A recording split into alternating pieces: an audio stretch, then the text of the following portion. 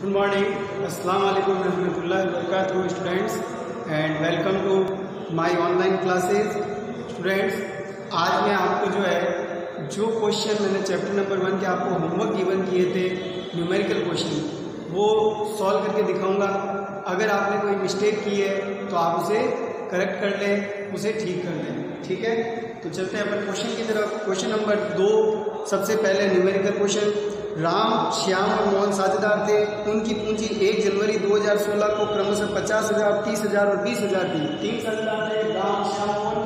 पूंजी थी 50,000, 30,000 और 20,000 रुपए। ठीक है, लाभ वितरण से पहले श्याम को रुपए 3,000, मोहन को रुपए 2,000 प्रतिवर्ष वेतन लेने का अधिकार है। श्याम को कितने हजार देने? 3,000। मोहन को कितने देने? 2,000 रुपये वेतन देने। ठीक है, तो ये देखिए, इनको अपन का रिकॉर्ड करेंगे लाभ हानि नियोजन खाते के अंदर। फिर आगे कह रहा है पूंजी पर 10% ब्याज देना है। शुद्ध वितरण योग्य लाभ में से पहले 50,000 रुपये पूंजी के अनुपात में और बाकी वाले बराबर बराबर बांटने। वर्ष के अंत में अपन को लाभ दिया हुआ है, सभी समायोजन करने से पहले 95,000 रुपये। लाभ हानि नियोजन खाता बनाओ और जनरल प्रविष्टियाँ दो। जनरल प्रविष्टियों का क्वेश्चन कभी आता नहीं है, लेकिन फिर भी मैं भी आपको बता दूंगा जनरल एंट्रियाँ भी। ठीक है, इस चैप्टर में कि भाई इनकी एडजस्टमेंट की जनरल एंट्री कैसे होती है। तो सबसे पहले अपन लाभ हानि नियोजन खाते पे आते हैं। फर्स्ट ऑफ ऑल लाभ हानि नियोजन खाते में क्या लिखेंगे?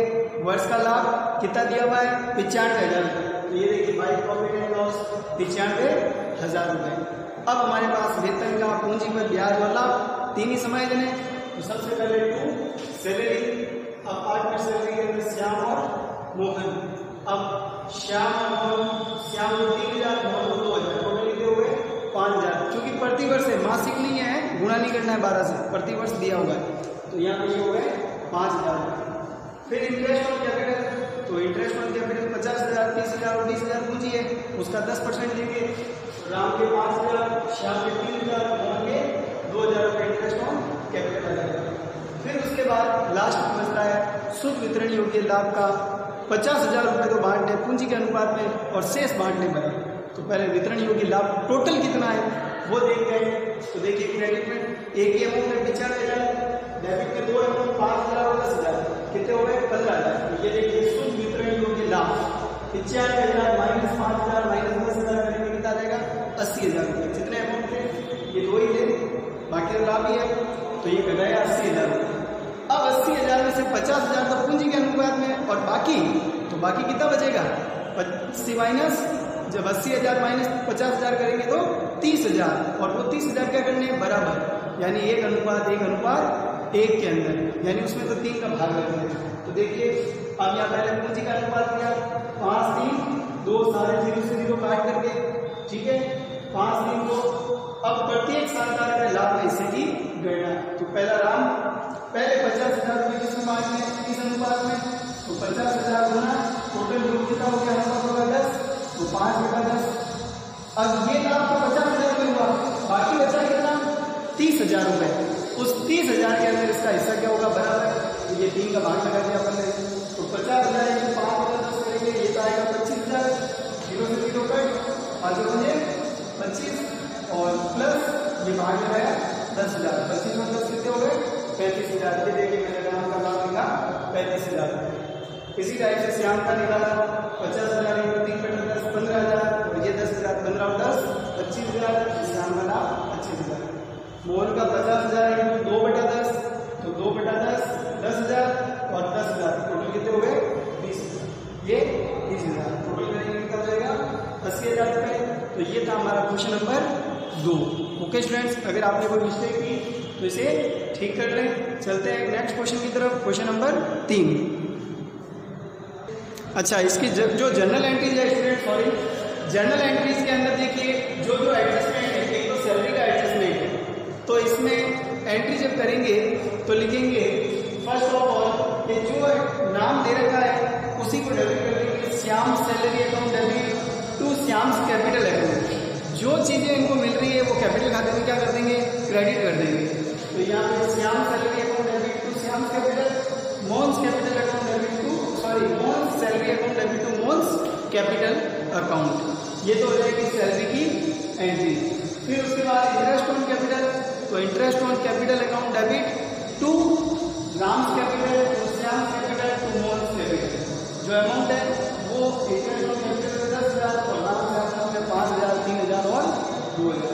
लास्ट ये आता है, तो ये तो एप्रोप्रिएशन अकाउंट है, ठीक है। तो यहाँ पर एप्रोप्रिएशन अकाउंट है, तो ये हो जाएगा आपका profit and loss appropriation account लगे to Ram's capital account, to Shyam's capital account and to Mohan's capital account. ये 3 एंट्रीज आपको करनी है, ठीक है फ्रेंड्स। चलते हैं अपन नेक्स्ट क्वेश्चन की तरफ, क्वेश्चन नंबर 3। तो क्वेश्चन नंबर 3 स्टूडेंट है कि एबीसी साझेदार है, उनकी पूंजी 1 जनवरी 2016 को 40,000, 27,800 और 15,900 है।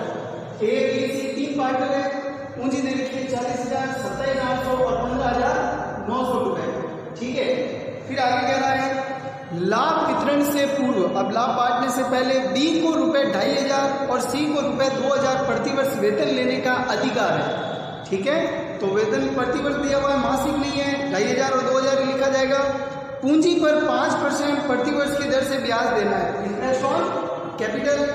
फिर कह रहा है शुद्ध वितरण योग्य लाभ में से पहले रुपए 10,000 में ए को 40%, बी को 35% और सी को 25% मिलेगा। अब देखिए जो भी लाभ होगा उसमें से 10,000 रुपये तो जो इसने कहा है 40%, 35%, 25% वैसे देना है। तो पिछले क्वेश्चन में था पूंजी का अनुपात और यहाँ इसने परसेंटेज दे दिया। दोनों क्वेश्चन के अंदर सिर्फ यही एक फर्क है कि वहाँ अनुपात में निकाला था और यहाँ इसने परसेंटेज पहले दे दिया। फिर आगे कह रहा है उससे अधिक लाभ बराबर बांटना है, तो जो भी बचेगा उसमें 3 का भाग दे दिया जाएगा। वर्ष के अंत में 31 दिसंबर 2016 को, देखो ध्यान देना लाइन पे, वर्ष के अंत में 31 दिसंबर 2016 को वेतन को डेबिट करने के बाद किंतु ब्याज देने से पहले, वेतन को डेबिट करने के बाद का मतलब होता है कि वेतन आप दे चुके हो, है ना। उसके बाद का लाभ जो है वो 23,170 रुपए। तो 23,170 पहले तो लाभ वाले नियोजन खाते के क्रेडिट में लिखेंगे बाई प्रॉफिट एंड लॉस 23,170। अब हमें यहाँ पे वेतन वाला समायोजन नहीं करना है लाभ वाले नियोजन खाते में, क्यों कि उसके घटाने के बाद का प्रॉफिट है, इसलिए, ठीक है स्टूडेंट। हाँ, पूंजी पर ब्याज से पहले, तो पूंजी पर ब्याज का समायोजन करेंगे। तो देखिए टू इंटरेस्ट ऑन कैपिटल कितना करना है 5%, ए बी सी 40,000 का 5%, 2,000, 27,800 का 5%, 1,390, 15,900 का 5%, 795, सबको जोड़ेंगे 4,185 रुपए। अब देखिए इसमें 2 ही समायोजन थे, एक तो वेतन का, एक पूंजी पर ब्याज का, और अब बचा क्या लाभ। तो वेतन तो करना नहीं था, पूंजी पर ब्याज हमने कर लिया समायोजन। अब हम क्या निकालेंगे वितरण योग्य लाभ। तो वितरण योग्य लाभ 23,170 में से 4,185 को जब घटाएंगे अपन तो ये बचेगा 18,985 रुपये, 18,985 रुपये, ठीक है। अब देखिए 18,985 को कैसे बांटेंगे, तो मैंने ए का लाभ लिखा पहले 10,000 रुपये। तो देखिए 10,000 गुना 40%, बी का 10,000 गुना 35%, सी का 10,000 गुना 25/100 यानी 25%। टोटल लाभ कितना है 18,985। 10,000 तो इसमें बटेंगे, बचा कितना 8,985 रुपये। ये 8,985 को क्या करना है बराबर, तो 3 का भाग दे दो। ये देखिए ये हिस्सा 10,000 में और ये बराबर वाला हिस्सा, दोनों मिला के टोटल लाभ आ जाएगा ए का 6,995 रुपये। ये जब काटेंगे 3 दूनी 6, पीछे 2 बचा 29, 3 नम 27, फिर पीछे 2 बच गया 28, फिर 3 नम 27, पीछे 1 बचा 15, तीनों बचे 15, 29, 95, 29, 95, 29, 95, ये तो बराबर वाला हो गया। और ये लाभ हो गया आपका परसेंटेज, दोनों को जोड़ के क्या जाएगा कुल लाभ, ठीक है स्टूडेंट्स।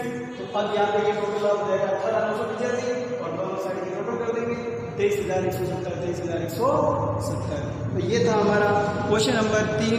इसके अंदर एक लाइन थी कि भाई समायोजन करने के बाद का प्रॉफिट दिया हुआ था, तो हमें भी जो समायोजन के बाद का प्रॉफिट दिया हुआ है उसको यहाँ पर नहीं लिखना है, ठीक है। और बस इसके अंदर मेन क्या है, कैलकुलेशन है लाभ वितरण की कि भाई लाभ को कैसे बांटना है, बाकी और कुछ है भी नहीं टिपिकल चीज, क्लियर। अब चलते हैं, इसी टाइप का क्वेश्चन और आ रहा है जो क्वेश्चन नंबर 13 मैंने आपको होमवर्क गिवन किया था, क्वेश्चन नंबर 13।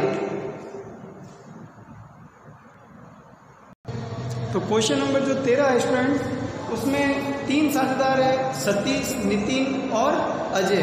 उनकी पूंजी दे रखी है 1,00,000 रुपए, 75,000 रुपए, 75,000 रुपए, ठीक है। फिर उनके चालू खातों के भी शेष दिए हैं। इसका मतलब इसमें पूंजी खाते जो है वो कौन सी विधि से रखे जाते हैं? स्थिर पूंजी खाता विधि से। चालू खाते के शेष दे रखे हैं कि भाई 5,000 सतीश का क्रेडिट है, नितिन का 4,000 क्रेडिट है, अजय का 2,500 क्या है? डेबिट है, यानी नेगेटिव बैलेंस है। साझेदार सलेख में निम्न व्यवस्था थी, पूंजी पर 5% ब्याज देना है। फिर उसके बाद दूसरा पॉइंट है कि नितिन अपने भवन को फर्म को देने के लिए ₹500 प्रति माह किराया पाने का अधिकारी है। तो जो किराया होता है वो एक लाभ प्रवाह की मद है, जिसका समायोजन लाभ वाले नियोजन खाते की बजाय लाभ वाले खाते में किया जाता है। तो इसका मतलब इस क्वेश्चन के अंदर ये जो दे रखा है अपन को पहले क्या बनाना पड़ेगा? लाभ वाले खाता बनाना पड़ेगा। ये समायोजन किसका है? ये लाभ वाले खाते का, ना कि लाभ वाली नियोजन खाते का। ठीक है स्टूडेंट्स। फिर आगे तीसरा पॉइंट कह रहा है कि भाई अजय ₹1,000 प्रति माह वेतन पाने का अधिकारी है। तो 1,000 हर महीने वेतन देना है, 12 महीने से गुणा कर देंगे 12,000 रुपये। ठीक है। फिर आगे कह रहे हैं, अब देखिए इसके अंदर भी लाभ का बंटवारा, जैसे अभी हमने क्वेश्चन नंबर 2 और 3 किया, तो वैसे ही इसके अंदर भी लाभ का बंटवारे की अलग अलग कैटेगरी दे रखी है, उसने बांट दिया लाभ को अलग अलग। ठीक है, रेंज में। वो कह रहा है पहले 20,000 रुपये पूंजी के अनुपात में। ठीक है, पूंजी का अनुपात निकाला, ये 1,75,000, 4:3:3, 3 0 से 3 0, 100, 75 बचे, 25 के 12 से काटेंगे, 25 100, 25 के 75, 25 दिया 75, 4:3:3। ठीक है स्टूडेंट्स। फिर अब आगे कह रहा है कि 20,000 पूंजी के अनुपात में, अगले 20,000 2:1। अब उसने खुद ने कह दिया कि अगले जो 20,000 रुपए, पहले 20,000 पूंजी के अनुपात में दो, फिर 20,000 लेकर के 2:1 में, और फिर शेष लाभों को बराबर बांटना है। उपयुक्त समायोजनों से पूर्व फर्म का लाभ दे रखा है 85,500 रुपए। टोटल लाभ कितना है? 85,500 रुपए। इन सब समायोजनों को करने से पहले लाभ वाले नियोजन खाता, साझेदार के पूंजी खाते और चालू खाते बनाइए। तो मैं आपको लाभ वाले नियोजन खाता बनाऊंगा, बाकी पूंजी खाते, चालू खाते। ठीक है, तो पूंजी खाते आप बना ही सकते हो। उसमें सिर्फ और सिर्फ क्या लिखनी है? पूंजी लिखनी है ना, क्योंकि एडिशनल कैपिटल और ना कैपिटल विड्रॉल इसमें प्रश्न में है नहीं, तो जो ओपनिंग है वही क्लोजिंग रहेगा, और फिर बाकी समायोजन किसमें करना है? करंट अकाउंट के अंदर। ठीक है, अभी वापस एक्सप्लेन करूँगा आपको। चलिए अपन बनाते हैं। सबसे पहले जैसा कि इसमें लाभ प्रवाह की मद दी हुई है, तो उसका समायोजन करना भी बाकी है। तो पहले बताएंगे profit and loss account. Profit and loss account for the year ended, और अब इसमें डेट नहीं दे रखी है लाभ की कि भाई कौन सी डेट का है ये, तो हमने इसको डॉट कर दिया। First of all by profit for the year 85,500। अब एक समायोजन है इसका रेंट वाला, तो टू रेंट ऑफ बिल्डिंग 500 रुपये हर महीने, 12 से गुणा किया 6,000, 12 × 60, और घटाएंगे तो अपना शुद्ध लाभ जो बचेगा, जो साझेदारों में बांटने के लिए, वो बचेगा 83,500 प्रॉफिट एंड लॉस एप्रोप्रिएशन। अब ये 83,500 किसमें लिखेंगे? Profit and loss appropriation account के अंदर, by profit and loss account 83,500। अब पहला समायोजन इंटरेस्ट ऑन कैपिटल। तो टू इंटरेस्ट ऑन कैपिटल 1,00,000 का 5%, 5,000, 75,000 का 5%, 3,750, और फिर 75,000 का 5%, 3,750, जोड़ करिए 12,500 रुपये हो गया। ठीक है। अब देखिए दूसरा समायोजन हो चुका है क्या? तीसरा सैलरी का आ जाएंगे, तो टू अजय सैलरी 1,000 हर महीने, 12 से गुणा किया 12,000। अब और कोई समायोजन बाकी नहीं है, क्योंकि आपको क्या है, लाभ की अलग अलग कैटेगरी दे रखी है कि इस लाभ को इतने में, इस लाभ को इस अनुपात में, और बाकी वाला बराबर लाभ। तो अपन वितरण योग्य लाभ की गणना करते हैं। 79,500 में से ये दोनों घटाएंगे, तो 12,500 और 12,000 में घटाएंगे, तो ये आएगा 55,000। इस 55,000 के 3 टुकड़े करोगे, 3 टुकड़े करेंगे। पहला आएगा 20,000 में से, फिर उसमें अगले क्या था 20,000 और फिर से, तो 55 में से 20 और 20 40 घट गए, तो शेष कितने बचे? 15,000। 55 में से 20,000 बांटने हैं पूंजी के अनुपात में, तो ये अनुपात रहेगा 4:3:3। फिर 20,000 बांटने हैं 2:1 में, और ये बच गया आपका शेष जो बचा। तो टोटल लाभ जैसे कि 55 है, 40 घट गए, बचे 15, और 15 को क्या करना है? 1:1 में बांटना। तो अब मैं सबके लाभ की गणना दिखा रहा हूँ आपको। सबसे पहले इस 20,000 में 4 3 3 कितने हो गए 10, 4 बटा 10, तो 20,000 में 4 बटा 10। इस 20,000 में 2 2 4 और 5 यानी 2 बटा 5, तो 20,000 गुना 2 बटा 5। और फिर इस 15,000 के अंदर बराबर तो 3 का भाग। 20,000 0 से 0 गया, 2 चौक 8,000, 5 चौक 30 और 4 दूनी 8,000 और ये 5,000 भाग लगेगा। 8 8 16 और 5 21,000। इस तरह से अपन सारे 7,000 की कैलकुलेशन करेंगे। तो 37 का 21 हो गया, ये 3 का 19 आएगा, अजय का 15,000।